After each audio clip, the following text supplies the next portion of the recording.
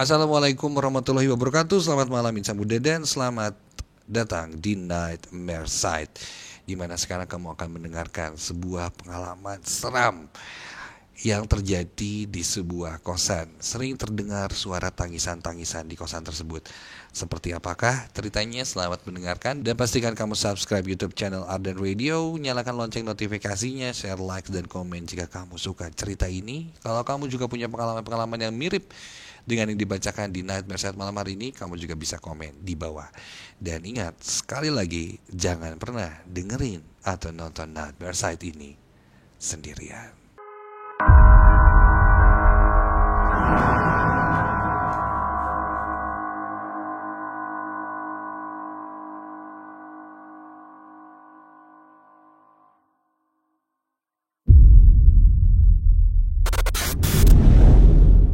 Cerita ini terjadi kurang lebih di tahun 2018. Ketika aku dan salah satu temanku memutuskan untuk ngekos di salah satu kosan yang ada di daerah Bandung. Namaku Syifa. Hari itu aku dan Igin temanku mendapatkan sebuah rumah kos yang tak jauh dari tempat kami bekerja. Sebuah rumah yang bisa dibilang cukup besar untuk kosan pada umumnya. Dengan 3 lantai dan terdapat 5 kamar di setiap lantainya. Selain itu, harganya pun sangatlah terjangkau. Dengan kami yang waktu itu memang baru pertama kali ngekos.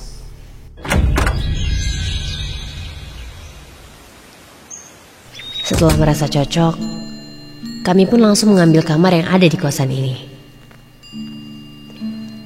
Aku mengambil kamar yang ada di lantai 2 dan temanku di lantai 1. Awalnya kami pikir kami bisa mendapatkan kamar yang berdempet.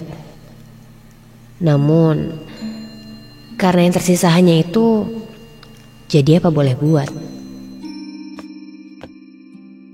Kami pun diantar oleh Mang Ian. Mang Ian adalah penjaga kos di sini.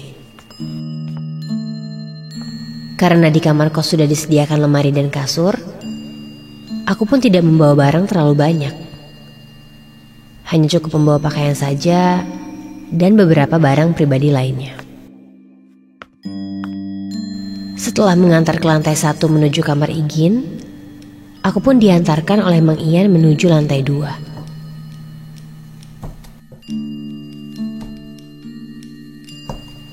Sesampainya di lantai 2, ternyata kamarku berada di paling pojok yang ada di lantai ini. Tanpa berlama-lama, Mang Ian pun langsung membukakan kamarnya.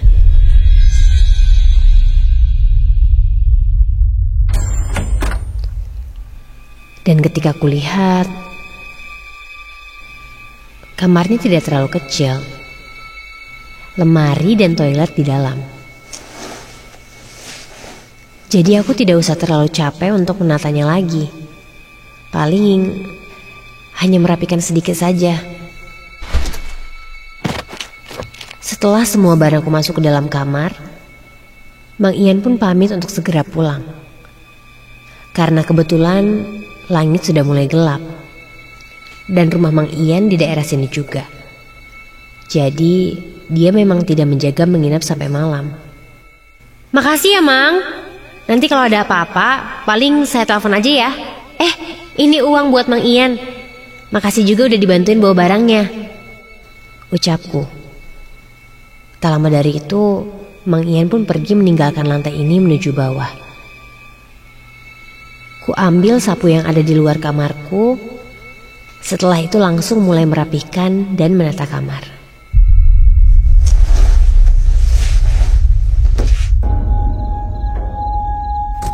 Singkat cerita, kamarku pun kini sudah terlihat rapi. Kulihat dari luar kamarku, langit memang sudah gelap. Ternyata waktu sudah menunjukkan pukul 8 malam. Karena gerah, aku pun memutuskan untuk mandi sebelum lanjut beristirahat nanti. Sebelum mandi, aku berniat untuk mengembalikan sapu yang tadi ku ambil dari luar.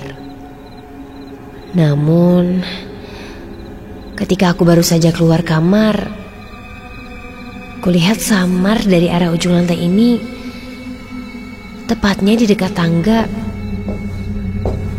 ada seorang kakek-kakek.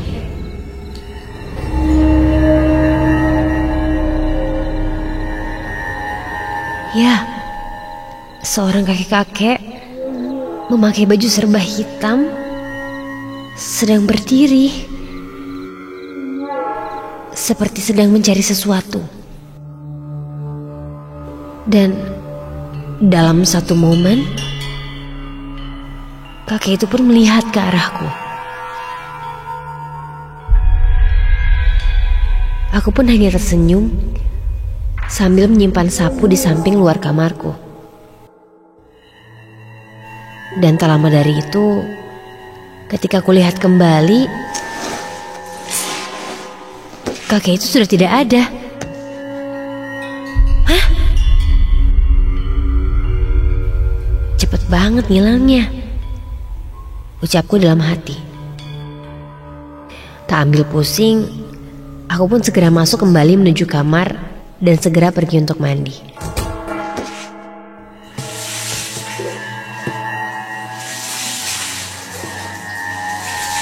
Setelah selesai mandi, Igin sempat mampir ke kamarku. Dia bilang, dia merasa tidak betah berada di sini. Setelah aku tanya alasannya kenapa, katanya dia beberapa kali mendengar suara orang menangis ketika sedang merapikan kamar. Ya elah Gin, positif thinking aja kali. Siapa tahu itu suara dari kamar sebelah lo. Kali aja baru putus. Udah deh, jangan aneh-aneh. Waktu pun berlalu.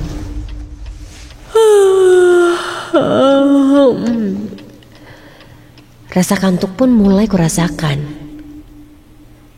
Setelah cukup lama bercerita, Igin pun pamit untuk kembali menuju kamarnya. Dah Igin, sampai ketemu besok ya.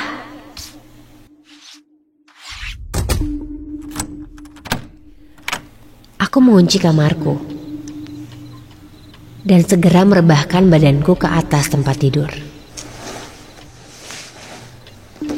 Dan tak lama dari itu, aku pun terlelap. Ketika sedang nyenyak tidur, entah jam berapa aku terbangun ketika aku mendengar suara seseorang yang sedang batuk dari arah luar kamarku.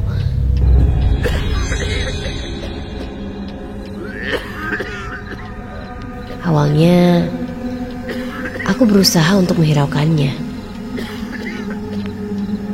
Namun lama-kelamaan, suara itu malah membuatku kesal. Karena semakin lama, semakin kencang dan terdengar jelas.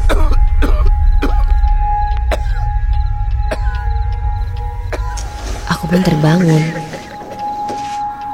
dan langsung beranjak membuka pintu. Namun, ketika aku baru saja membuka pintu,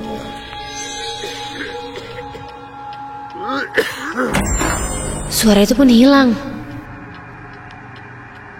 Aku sempat terdiam dan menunggu. Namun suara itu benar-benar hilang.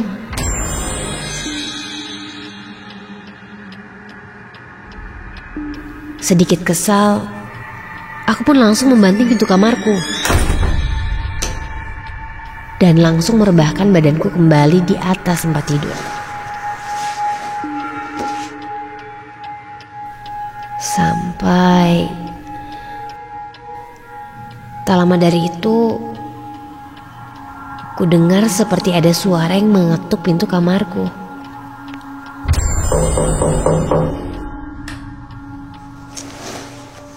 Siapa? Namun tak ada jawaban. Ku coba hiraukan dan lanjut dan ketukan itu kembali terdengar. Iya, siapa? Lagi dan lagi tidak ada respon. Ketukan itu masih terdengar. Dan tiba-tiba kulihat pintu kamarku kini perlahan terbuka. Loh, perasaan tadi udah dikunci deh. Mataku pun terkunci pada pintu kamar yang terbuka itu.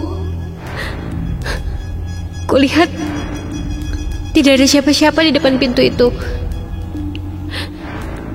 Aku masih menatap penuh pintu itu. Perasaanku mulai tidak enak. Melihat itu, jantungku mulai berdegup kencang. Aku menatap terus ke arah pintu itu, menunggu apa yang akan terjadi.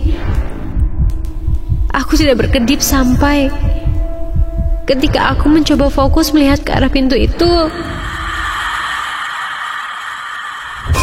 Astaga! Tiba-tiba sebuah kepala muncul mengintip di balik pintu itu.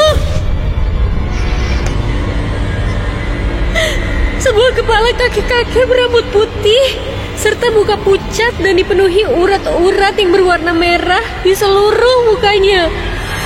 Matanya menatap tajam ke arahku.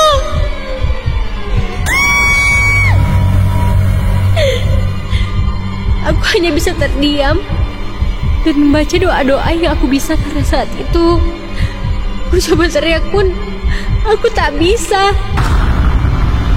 Tak hanya kepalanya saja, kali ini perlahan muncul tangan yang memegang pintu itu sambil terus melihat ke arahku. Aku menutup mataku dan terus berdoa hingga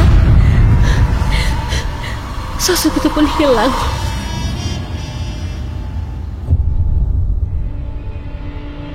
Aku pun segera lari keluar kamar dan menuju kamar Igin.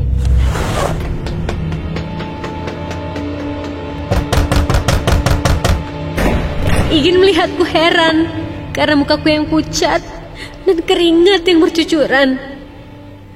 Dia bertanya padaku kenapa. Aku hanya bisa diam. Dan setelah cukup tenang, aku pun mulai menceritakan semuanya.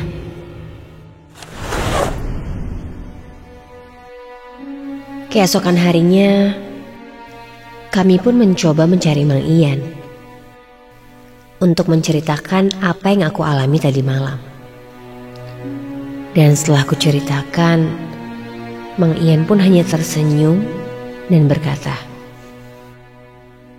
Mendengar itu, kami berdua hanya saling menatap heran. Dan aku pun jadi teringat dengan sosok kakek-kakek yang kulihat di dekat tangga. Mang Ian sepertinya menyimpan sesuatu dari kami.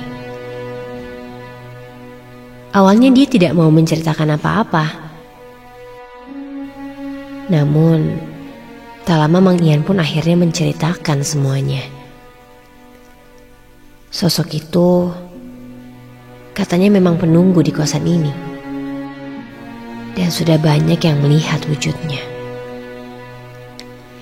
Apalagi orang yang baru tinggal di sini, pasti akan bertemu dengannya. Dan mungkin malam itu adalah pertemuan pertamanya denganku. Namun, untungnya setelah kejadian itu, aku tidak pernah mengalami kejadian-kejadian aneh. Ataupun bertemu lagi dengannya.